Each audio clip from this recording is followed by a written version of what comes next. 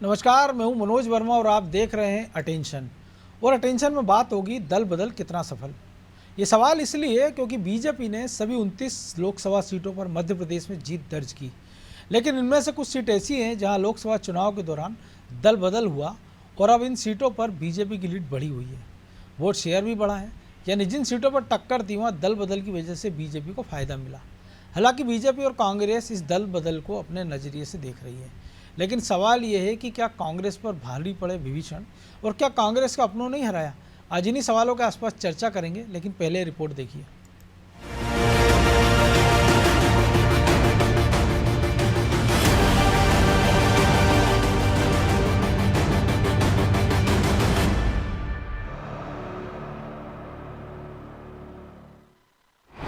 उनतीस पर बीजेपी का दिखा बल, कांग्रेस पर भारी पड़ा दल बदल। लोकसभा चुनाव में बीजेपी ने क्लीन स्वीप किया है।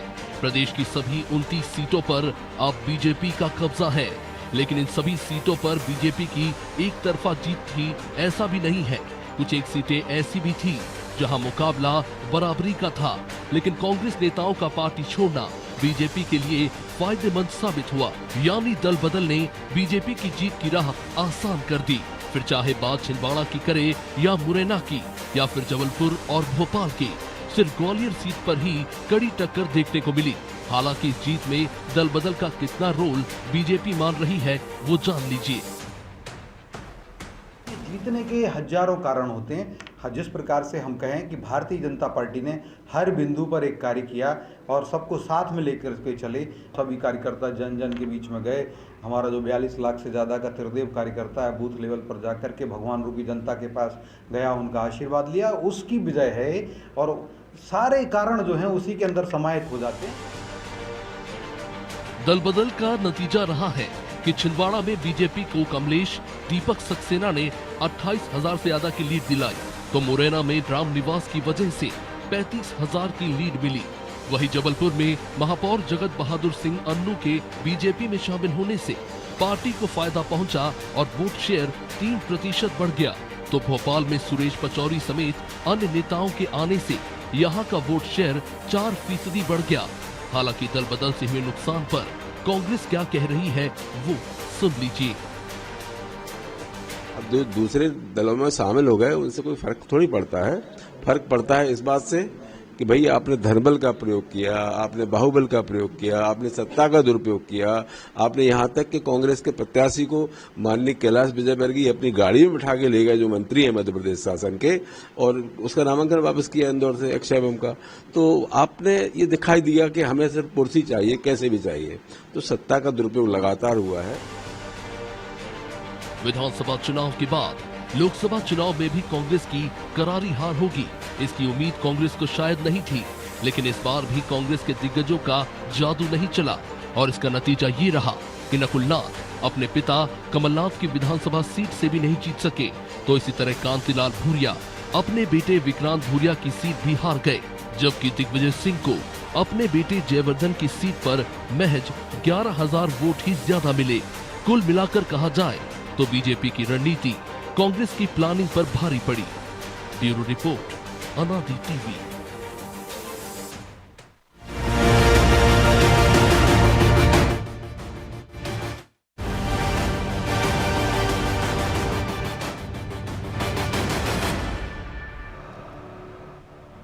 तो इसी पर चर्चा करने के लिए हमारे साथ जुड़ गए हमारे सहयोगी प्रभु पटेरिया और ब्रजेश चौक से। तो प्रभु जी, सबसे पहले आप ही के पास कि जो लोकसभा चुनाव के पहले जो भगदड़ मची, तो जीतू पटवारी के बयान थे कि जो लोग जा रहे हैं कांग्रेस की ज़मीन समतल कर रहे हैं, जो लोग छोड़ के जा रहे हैं उनको वापस नहीं लिया जाएगा, जो लोग छोड़ के गए हैं वो गद्दार हैं, डर के गए हैं। और अब जब नतीजा है 29-0 मध्य प्रदेश में, कमलनाथ के जो करीबी छोड़ कर गए तो करें, वहाँ देख रहे हैं हम छिंदवाड़ा का हाल, चाहे वो दीपक सक्सेना हो, कमलेश शाह हो, रामनिवास रावत के कारण जो मुरैना में कांटे की टक्कर हो सकती थी वो बीजेपी आराम से जीत गई है। हम देख रहे हैं कि सागर में हालांकि बीजेपी लाखों वोट से जीती है, लेकिन बीना जो वो सीट हार गई थी वहाँ से बड़ी उनको लीड मिली है। ऐसे तमाम सारी सीटें, सुरेश पचौरी को भी हम क्रेडिट दे सकते हैं भोजपुर का, हालांकि वो कभी वहाँ से जीते नहीं, लेकिन इस चुनाव में कहा जा रहा है कि बीजेपी को बड़ी लीड मिली है तो एक रोल उनका भी हो सकता है। ऐसे तमाम सारे नहीं, लेकिन सवाल ये उठता है कि क्या ये दल बदल कांग्रेस पर भारी पड़ा है या बीजेपी को फ़ायदा पहुँचा गया है? हाँ, दोनों चीज़ें हैं मनोज जी। कांग्रेस पे भारी पड़ा है दल बदल और बीजेपी को फ़ायदा हुआ है। निश्चित तौर पर आंकड़े बता रहे हैं कि बीजेपी को ये फ़ायदा हुआ है। जो आपने सुरेश पचौरी का नाम दिया, सुरेश पचौरी एक तो ब्राह्मण नेता है, बिल्कुल बड़े कद के नेता, कांग्रेस के ब्राह्मण नेता, जिनसे कांग्रेस के बहुत सारे ब्राह्मण और बाकी लोग जुड़े हुए थे।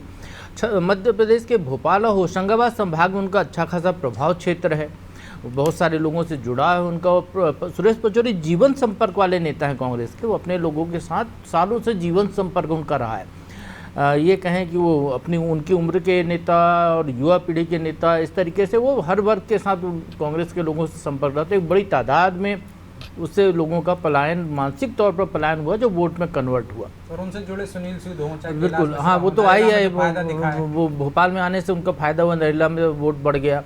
तो निश्चित तौर पर यही स्थिति है। छिंदवाड़ा की बात करें तो छिंदवाड़ा में भी वही है कि छिंदवाड़ा विधानसभा और अमरवाड़ा विधानसभा, ये 2019 के चुनाव में नकुलनाथ को जिताने वाले केवल 2 विधानसभा क्षेत्र थे 7 में से। इस बार वहाँ पर बीजेपी ने अपना जादू चलाया। वहाँ के लोग यदि कांग्रेस छोड़ के बीजेपी में आ गए बड़े नेता, तो आप देखिए कि वहाँ पर बुरी तरह नकुलनाथ की हार हुई है। लेकिन ये जो जीतू पटवारी की जो ज़मीन समतल करने वाली बात है, या और भी जो कह रहे थे जिसको जाना है वो चले गए, अच्छा हुआ। तो आप याद कीजिए 2018 में कांग्रेस सरकार बनी थी, 2020 में जब सिंधिया के साथ जाने की बारी आई तो कमलनाथ भी लगभग यही कह रहे थे, जिसको जाना है चला जाए, मैं किसी को रोकूंगा नहीं। क्या हुआ, उनकी वो सरकार तो गई 28 सीटों के उपचुनाव हुए, उनने तमाम जो है जयचंद, मीर जाफर, पता नहीं क्या क्या शब्द उनने दिए, लेकिन बिके हुए, हाँ बिके हुए गद्दार, और उसके बावजूद वो नहीं जीत पाए। 9 सीटों पर वो जीत हासिल कर पाई, कांग्रेस सरकार से बाहर हो गए आप। तो निश्चित तौर पर ये गलतियां कांग्रेस का जो प्रदेश नेतृत्व है वो इस तरीके के बयान से होती। बीजेपी के किसी नेता ने ऐसा बयान नहीं दिया। बीजेपी से विधानसभा चुनाव में 2023 में बहुत सारे नेता गए, बीजेपी प्रदेश नेतृत्व के किसी भी पदाधिकारी ने इस तरीके का कोई बयान नहीं दिया कि उनके जाने से क्या फ़र्क पड़ता है, क्या वो शांत रहे इस बात को। उनको पता है कि एक नेता जाता है, उस नेता बनता सालों की मेहनत से है, गढ़ा जाता है उसको, उसके पास एक समर्थकों की फौज होती है। यदि नेता चला गया तो कम से कम विचारधारा से जुड़े आधे समर्थक तो रुकेंगे।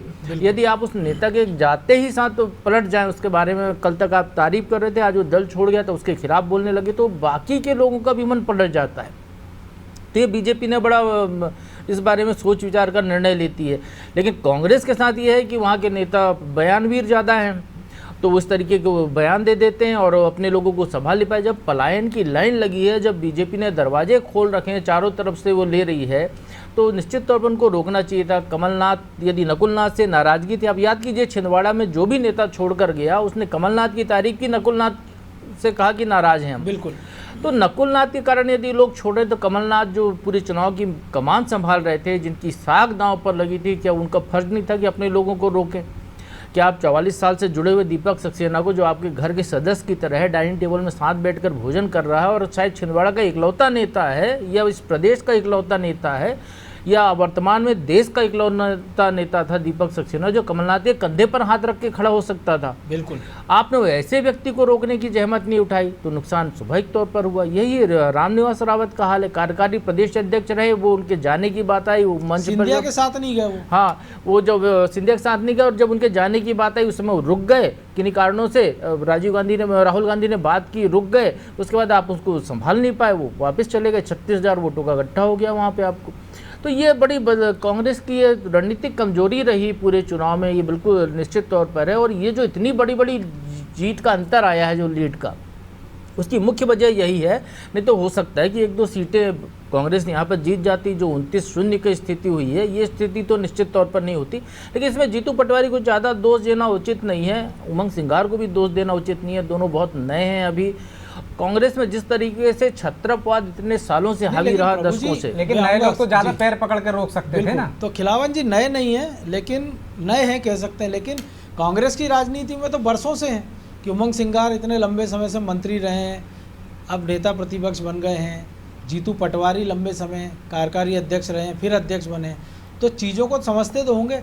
और ऐसे में भले आप ना रोक पाए हों, दोष ना दिया जाए, लेकिन जिस प्रकार से आपने बयान दिए तो वो कहीं ना कहीं कांग्रेस के लिए संकट का कारण बने, क्योंकि एक जिस क्षेत्र में आपका दखल नहीं था वहाँ आपने बिल्कुल चिंता नहीं की, वहाँ पे लोगों को खुला छोड़ दिया, और जहाँ आप दखल दे सकते थे वहाँ आपकी नाक के नीचे से अक्षय कांति बम जैसे नेता सरक जाते हैं।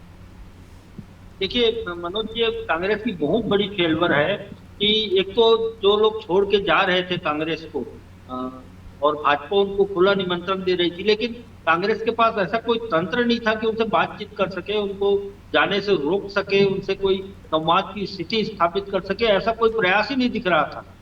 बल्कि कांग्रेस के नेताओं को तो तब पता चलता था जब जाके जो है ज्वाइन ही कर लेते थे और माला पहन लेते थे, भगवा गमछा लाद लेते थे, भाजपा का गमछा लाद लेते थे, तब पता चलता था। तो मुझे लगता है कुल मिलाकर के, और बाद में फिर बयान भी आता था कि जिनको जाना है चले जाएं और सफाई हो रही है कांग्रेस की, इस तरह की बयानबाजी आती थी और कोई फर्क नहीं पड़ता। लेकिन फर्क तो पड़ता है। आपका आज की डेट में जो है आपके 54 जो विधायक थे उसमें से 3 विधायक आपका साथ छोड़कर चले गए हैं और 3 महापौर गए थे, उनमें से 2 तो वापस आ गए, लेकिन जबलपुर के और मुरैना के महापौर छोड़कर चले गए आपका साथ। और इन जगत बहादुर सिंह अन्नू जी जी सुरेश पचौरी जैसे नेता जिनका मध्य भारत में और नर्मदांचल में बहुत प्रभावी जिनको माना जाता था, वो जो है छोड़ के चले गए। ऐसे में मुझे लगता है कि कांग्रेस को जो है पुनर्विचार करना चाहिए। अब ऐसी किला बनाना चाहिए कि कोई भी पार्टी जो है निराशा भरे लेकिन किला तो तब बनेगा ना खिलावन जी, जब उसके लिए मजबूत निराशा भरे भाव से चले जाए।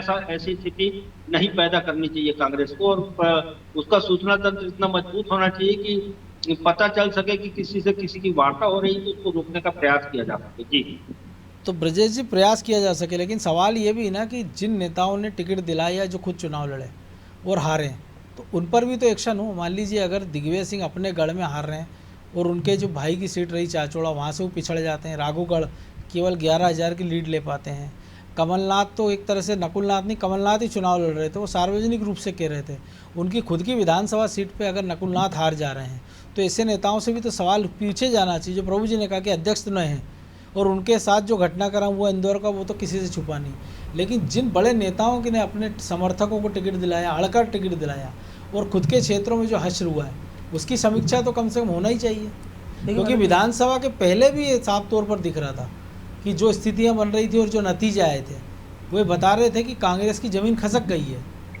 देखिए, समीक्षा तो होनी चाहिए। ये पहली बार नहीं है कि छत्रप उनके टिकट दिलाते हैं। ये कांग्रेस में एक तरह से परंपरा बन चुकी है कि दिग्विजय सिंह के क्षेत्र में दिग्विजय सिंह टिकट दिलाते हैं, कमलनाथ के क्षेत्र में कमलनाथ दिलाते हैं, और जब तक सिंधिया थे वहाँ तो सिंधिया के क्षेत्र में सिंधिया दिलाते थे। अब वही परंपरा हम उसको आगे देख रहे हैं। आप देखिए कि लोकसभा चुनाव में यदि उमंग सिंगार के बीच में, जीतू पटवारी के बीच में विवाद की जो खबरें आई हैं कि एक उम्मीदवार को लेकर यदि वो चाहते थे कि मेरे समर्थक को मिले, उम्मीदवारों को, और वो ग्वालियर मुरैना क्षेत्र क्या है, दोनों के ही क्षेत्रप नहीं है वहाँ के, मान के चलिए वो जो जमीन एक खाली हो गई है, जिस तरह प्लाट पे कब्जा करने का होता है ना कि भाई हाँ कोई नहीं है तो आप उस प्लाट पे कब्जा कर लो। तो आप देखिए कि उस तरह से ही ग्वालियर चंबल में छत्रप वहाँ के बनने की कोशिश बहुत सारे नेताओं ने की। शुरुआत में जब देखो, अब सिंधिया गए तो इसके बाद ज्योतिरादित्य सिंधिया के जाने के बाद जयवर्धन और दिग्विजय सिंह वहाँ सक्रिय हुए, कमलनाथ भी सक्रिय हुए, गोविंद सिंह भी सक्रिय हुए। लेकिन इसके बाद क्या हुआ, जब जीतू पटवारी अध्यक्ष बने तो वो सक्रिय हो गए, उमंग सिंगार नेता प्रतिपक्ष बने तो वो सक्रिय हो गए। तो ये जो गुटबाजी थी, जो छत्रपवाद था वहाँ पे, वो अब भी है। लेकिन कांग्रेस जिस स्थिति में थी, मुझे लगता है कि वहाँ गुटबाजी ना करते हुए आपको एक मत होना चाहिए। और जो आपने कहा कि बड़े नेता हार गए, सवाल तो पूछा जाना चाहिए। तो सवाल पूछे कौन?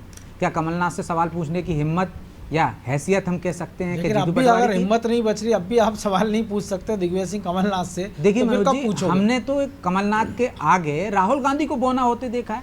आप देखिए, जब 28 उपचुनाव हो रहे थे, आइटम शब्द एक आया था, राहुल गांधी ने कहा था कि ये शब्द से मैं इत्तेफाक नहीं रखता हूँ, गलत शब्द है। लेकिन कमलनाथ ने उससे माफी ना मांगते हुए क्या कहा, वाले राहुल गांधी 99 पर आ गए, 99 पर आ गए, बढ़ा ही होगा। तो अब सवाल जवाब हो सकते हैं, लेकिन यदि ये सवाल जवाब करेंगे, कार्रवाई करेंगे, तो कांग्रेस में कोई नहीं बचेगा, ना जीतू पटवारी बचेंगे, वो भी तो हार चुके हैं ना। हार जीत एक पैमाना नहीं होता है कि हार गए तो आपसे सवाल किया जाए। आप समीक्षा कीजिए ईमानदारी से कि यदि दिग्विजय सिंह हारे हैं तो क्यों हारे हैं, कमलनाथ हारे हैं तो क्यों हारे हैं, उनके नेता उनको छोड़कर जा रहे हैं तो क्यों गए, किन परिस्थितियों में गए। रामनिवास रावत का उदाहरण दे रहे थे अभी पटेरिया जी, आप देखिए रामनिवास रावत गए, इससे पहले वो खुद चुनाव लड़ना चाहते थे, लेकिन प्रदेश इकाई ने क्या कहा, राष्ट्रीय इकाई से या राहुल गांधी से, कि वो चुनाव नहीं लड़ना चाहते हैं। राहुल गांधी जब उनसे बात करते हैं रामनिवास रावत से, तो उन्होंने कहा कि मैं तो चुनाव लड़ना चाहता था, बोले मुझे तो ये सब पता है। अब आपके मामले में सीधे मुझसे आप बात करोगे, सीधे बात करते हैं, उनके साथ कैसा व्यवहार होता है कि वो बीच चुनाव में छोड़कर चले जाते हैं। तो कांग्रेस में आला कमान उतनी नज़र रखता है क्या? अब बदलाव हो सकते हैं, हो जाए, या उतनी नज़र रखने लगे, या उनको लगता है कि हम ताकतवर हो गए हैं, तो अब जो छत्रप हैं वो कमज़ोर हैं, तो उनको दबाया जा सकता है, मन मुताबिक कराया जा सकता है। लेकिन मुझे इसमें संभावनाएं कम दिखती हैं कमलनाथ को छोड़कर, क्योंकि कमलनाथ संदिग्ध हो गए वहाँ। दिग्विजय सिंह आज भी पावरफुल हैं। आप देखिए अब ताज़ा घटनाक्रम, अभी समीक्षा तो की नहीं कांग्रेस ने कि क्यों हारे क्या नहीं हारे। अजय सिंह राहुल भैया का बयान आ जाता है, वो कहते हैं कि नहीं साहब वो तो इस्तीफा देना चाहिए। तो जो फुटब्बल है, सिर्फ फुटब्बल अभी शुरू हो गई। आप देखिए अरुण यादव कुछ बोलेंगे, उमंग सिंगार पहले से ही कुछ बोल रहे हैं, तो अभी तो अजय सिंह बोल रहे हैं, अभी तो शुरुआत हुई है। लेकिन तो प्रभु जी को संभाल बाहर जो चलेगा उनको तो आपने कह दिया गद्दार है, बिका हुआ है, ईडी का डर है, सीबीआई का डर है। अभी जो अंदर से आवाज़ उठने लगी, अभी तो एक शुरुआत हम इसको कह सकते हैं, क्योंकि अभी तो लक्ष्मण सिंह भी चुप बैठे हैं, दिग्विजय सिंह ने भले एक वो तो कह चुके हैं कहाँ से शुरुआत करनी चाहिए। बिल्कुल, तो ये जो सारी शुरुआत होगी, तो एक वक्त है कांग्रेस के पास, क्योंकि अब विधानसभा चुनाव, लोकसभा चुनाव में खासा वक्त है, नगरीय निकाय चुनाव में भी खासा वक्त है। उसके पहले आपको जो कुछ करना है वो सब आप कर सकते हो। जो नुकसान होगा वो हो चुका होगा, जो फ़ायदा होगा वो शुरुआत हो जाएगी उसकी। देखिए ब्रजेश जी, अजय सिंह राहुल जो बोल रहे हैं वो बिल्कुल ये अवसरवाद है, मौका परस्ती है कि एक मौका मिला है, वो अपनी बात रख रहे हैं, क्योंकि वो साइडलाइन पार्टी में कर दिए गए थे, क्योंकि वो अपने क्षेत्र में वो छत्रप थे विंध्य के, लेकिन वो अपने क्षेत्र में लगातार जीत नहीं दिला पा रहे थे। खुद लगातार 3 चुनाव वो हारे, उसके बावजूद या संयोग से इस बार वो मेहनत करके जीत गए, और उन्होंने जो गणित जमाया था जिस तरीके से, तो वो शायद उनका काम आया, तो उस चक्कर में वो जीत गए। तो अब वो यदि चाह रहे हैं कि यदि हम जो उनके साथ जो व्यवहार हुआ था, या उनको तो नेता प्रतिपक्ष थे वो, चूँकि चुनाव हार गए तो इस्तीफा तो होना ही था, तो हमने इस्तीफा दे दिया है, तो अब आप भी इस्तीफा दीजिए। लेकिन ये निश्चित तौर पर ये मान के चलिए कांग्रेस बदलाव के दौर से गुजर रही है। जो छत्रपों के चुंगल में 30-40 साल से कांग्रेस चल रही थी, अब उससे मुक्त होने की छटपटाहट पे है। जीतू पटवारी कोई छत्रप नहीं है, उमंग सिंगार कोई छत्रप नहीं है, ये सब उभरते हुए आपके नेता हैं। जीतू पटवारी के साथ एक प्लस पॉइंट ये है कि वो युवा कांग्रेस की भी अध्यक्ष रहे हैं, तो पूरे प्रदेश में एक उनका संपर्क है। वो यदि यूथ ब्रिगेड को खड़ी कर लेते हैं अपने संपर्कों के जरिए, नए लोगों को जोड़ सकते हैं, तो शायद कांग्रेस अगले चुनाव में कुछ अच्छा करते हुए दिखाई दे सकती है। चूँकि इस लोकसभा चुनाव में वैसे ही मान के बीजेपी ने एक जो 400 पार का नैरेटिव खड़ा किया था, उसके आगे पूरी कांग्रेस ही धराशायी हो रही थी। जो दिग्विजय सिंह चुनाव लड़े हैं, बेमन से चुनाव लड़े हैं ना, वो चुनाव तो लड़ना नहीं चाह रहे थे, उन्होंने भी मना कर दिया था। कमलनाथ जो इतने बड़े नेता हैं, उनको वो क्या खुद चुनाव नहीं लड़ सकते थे दूसरी सीट से कांग्रेस को जिताने के लिए? नई दिन नकुलनाथ वहाँ से लड़ रहे, अगल बगल कहीं से लड़ लेते, बिल्कुल सिवनी है, जबलपुर चले जाते। आप देखिए कमलनाथ कहाँ प्रचार करने गए, केवल मुंह दिखाई के लिए 2 जगह गए, अपने छिंदवाड़ा के बाहर। दिग्विजय सिंह पूरे समय राजगढ़ में व्यस्त रहे, बाद में वो एक जगह गए धार में। तो बड़े नेता निकल नहीं पाए कांग्रेस के, जो निकले वो उतने प्रभावी नहीं थे। निश्चित तौर पर इनने मेहनत की है, इसमें ये बिल्कुल दो राय नहीं है, जो जिनके टीम के पास काम था। लेकिन चूंकि नए नए लोग हैं, वो परंपरा ही वही देखते हैं कि एक एक सीट के लिए जब कांग्रेस की बैठकों में जो डिस्कशन होते देखा उनने, कि सिंधिया ने कहा कि नहीं ये मेरे इस आदमी को टिकट मिलना है, तो दिग्विजय सिंह का नहीं, ये तो मेरे क्षेत्र में भी आता है, इसको मिलना चाहिए, तो किसी और ने कहा हुआ। तो वो शायद वो परंपरा का असर थोड़ा सा अभी उनमें रहा है। अब झटका लगा है, हो सकता है अब संभल जाएं, वो दोनों मिलकर टीम भावना से काम करें। और आगे कांग्रेस के लिए जो जमीन समतल की बात करें, तो ये बिल्कुल सही बात है कि कांग्रेस का बहुत सारा कचरा बाहर निकल गया, जो लंबे समय से बड़े पदों पर बैठे हुए थे, जैसे सुरेश पचौरी प्रदेश कांग्रेस के अध्यक्ष तो है नहीं, कांग्रेस कार्यालय में जाते थे तो प्रदेश कांग्रेस अध्यक्ष के चेंबर में ही वो विराजमान होते थे, बाहर नहीं होते थे। बिल्कुल, तो वो एक जगह वहाँ पर लेकर आप बैठे हैं। वहाँ का उस कुर्सी का प्रभाव देख रहे हैं, उस चेंबर का प्रभाव आपने जमाने की कोशिश कर रहे हैं। अब बीजेपी में वो स्थिति नहीं है। अब सुरेश पचौरी उतनी दमदारी से बीजेपी प्रदेश अध्यक्ष के कमरे में जाकर नहीं बैठ सकते। यदि गए तो 2-4-5 मिनट बैठेंगे, वो भी तब जब अध्यक्ष बैठा हो, खाली चेंबर में जाके नहीं बैठ सकते हो वहाँ पर। तो ये परिस्थितियों का बदलाव है, कांग्रेस इनसे मुक्त हो रही है, तो कांग्रेस में नया बदलाव की बयार दिख रही है। जीतू पटवारी ने जो कहा है कि पराजय को स्वीकार करने के साथ, तो सबसे बड़ी बात है कि आपने स्वीकार की पराजय को, ना ईवीएम को दोष दिया, ना किसी नेता को अपनी पार्टी का दोष दिया, ना किसी बीजेपी के नेता को दोष दिया। आप पराजय को जैसी तो समर्थन में आ गया कि शिवराज जी को प्रधानमंत्री बना दो। तो जैसी है उसकी जैसी है वैसी पराजय आप स्वीकार करके कह रहे हैं कि अब कांग्रेस बदलाव के लिए तैयार रहे। तो निश्चित तौर पर कांग्रेस को बदलाव की दिशा में जाना चाहिए, नई टीम बनानी चाहिए, कार्यकारिणी बने, समय पर बदलाव होता रहे टीम का, तो फिर कांग्रेस में संभावनाएं बन सकती हैं। क्योंकि लगातार भारतीय जनता पार्टी यहाँ सत्ता में है, एक बहुत बड़ा वर्ग होगा जो बीजेपी से नाराज होगा। एक कांग्रेस का वोट बैंक घटा नहीं है विधानसभा चुनाव में यहाँ, बिल्कुल, तो निश्चित तौर पर फायदा उसका होगा। तो खिलावन जी फायदा तो होगा, लेकिन एक और संकट भी है ना कि बुजुर्ग नेता किनारे हो गए, लेकिन युवा भी जमीन छोड़ते जा रहे हैं। क्योंकि जो आप देखिए डिंडोरी से जो चुनाव हुआ तो ओमकार सिंह मरकाम अपने क्षेत्र में चुनाव हार गए, सिंघावल से वो चुनाव हार रहे हैं, कमलेश्वर पटेल लोकसभा का चुनाव लड़े तो अपने क्षेत्र में हार रहे हैं। जो युवा ब्रिगेड के रूप में हमने देखा कि हेमंत कटारे को लाए तो अटेर से जहाँ वो चुनाव जीते हैं या उसके आसपास में कहीं उनको सफलता नहीं मिल रही है।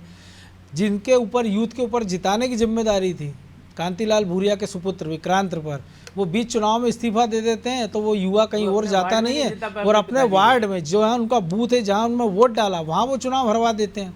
पार्टी चुनाव नहीं जीत पा रही है, तो ऐसे यूथ नेताओं के बारे में पार्टी को सोचना चाहिए। निश्चित रूप से मनोज जी, मुझे लगता है कि जो प्रदेश अध्यक्ष हैं जीतू पटवारी, उनको जो है उनकी सोच भी है कि यूथ को आगे लाना है। मुझे लगता है आने वाले समय में जो संगठन बनेगा उसमें यूथ को बहुत प्राथमिकता मिलेगी। बल्कि जो 2-2.5 साल बाद जो नगरीय निकाय के चुनाव होने हैं कुछ नगरीय निकायों के, उसमें भी उनको प्राथमिकता दी जा सकती है, ऐसा लगता है। लेकिन हाँ, एक बात जरूर है कि जिस तरह से आज बयान आया है लक्ष्मण सिंह का कि क ख ग से शुरुआत करनी चाहिए, मुझे लगता है क ख ग से शुरुआत करने की जरूरत नहीं है संगठन को मजबूत बनाने के लिए कांग्रेस के। बल्कि जीतू पटवारी को चाहिए कि जो छत्रप है अलग अलग, या जो बड़े नेता है, बुजुर्ग नेता है, जिनका प्रभाव अलग अलग क्षेत्रों में है, मुझे लगता है उनसे सामंजस्य स्थापित करके एक संगठन को मजबूत संगठन के रूप में खड़ा करना चाहिए। अभी विधानसभा चुनाव में भी लगभग 4.5 साल हैं, तो मुझे लगता है तब तक कांग्रेस को पुनः स्थापित करने में काफी मदद मिल सकती है। जैसा कि आपने देखा कि अरुण यादव ने जिस तरह से प्रयास किया था, लगातार 4 साल प्रयास करने के बाद जब अंतिम समय में जब फल खाने के बारी आई तो कमलनाथ कोई ले गया, वो तो कह ही रहे थे ना। लेकिन ब्रजेश जी, ऐसा नहीं होना चाहिए। मुझे लगता है कि जो प्रयास करता है, और ब्रजेश जी एक संकट ये भी ना जो खिलावन जी भी कह रहे हैं कांग्रेस की काखा गा, तो एक पीढ़ी उसमें ABCD वाली, इन दोनों का टकराव तो कांग्रेस को यहाँ ले आया है। निश्चित तौर पर मनोज जी, काका से उनका अभिप्राय ये रहा है कि शुरुआत से शुरू करो। नहीं, उनका झगड़ा एक ABCD वाली पीढ़ी से भी ABCD वाली पीढ़ी से भी है। और मुझे लगता है कि अब जिस तरह से जीतू पटवारी पे राहुल गांधी ने भरोसा जताया है, वो उनके विश्वस्त भी हैं, तो इसका फ़ायदा उनको उठाना चाहिए, संगठन को गढ़ना चाहिए। वरिष्ठों का वो सहयोग ले सकते हैं, जिस तरह से यूथ कांग्रेस में उन्होंने लिया था दिग्विजय सिंह का और अन्य का, जिस तरह की आवाज़ें तो सारे हट जाएंगे तो जीतू पटवारी तो वैसे ही वरिष्ठ हो जाएंगे।